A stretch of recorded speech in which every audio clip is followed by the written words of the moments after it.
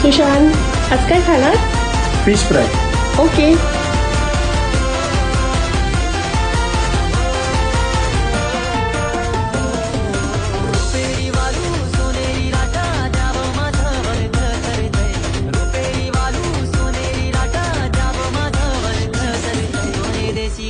कोणे गावी ने हो सांग तुझ्या मनानं काय करतय कोणे देशी